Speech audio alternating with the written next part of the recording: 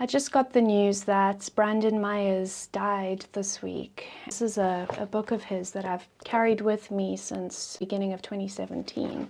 This book is one of the most important books that came to me at a time when I really needed it.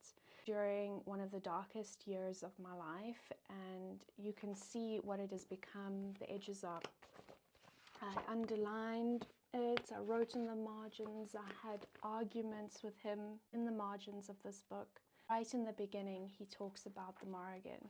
I had been walking with and working with the Morrigan for a number of years at that point, but my connection with her had drifted.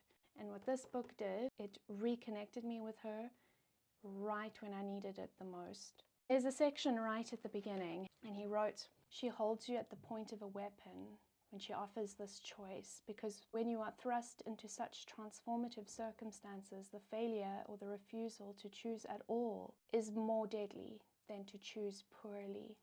And then later on he says, "On a private level, the Morrigan challenges us to wield such power over one's own life. She comes to revive your strength when you feel weak, to reveal your courage when you feel powerless, to tell your story when you feel forgotten." And these are all paragraphs that I've underlined. I was going through so much in my personal life. This is my art journal from that period of my life, that whole chapter of my life. It's full of poems and spells and things that I drew and I scribbled down. And right at the beginning, it's literally the third page, I wrote this down. And this is an excerpt from his book. And it describes the moment where the Morrigan arrives and she offers you the shield or the spear.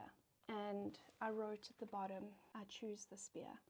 I chose to fight." When I wrote this, it was kind of at the beginning of a breakdown, and then I just found myself right at the bottom.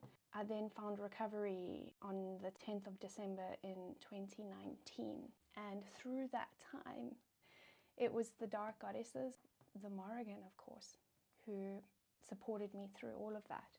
And it came back to this book. I'm very sad to hear about the passing of Brendan, and he will never know the impact that his work had on my life.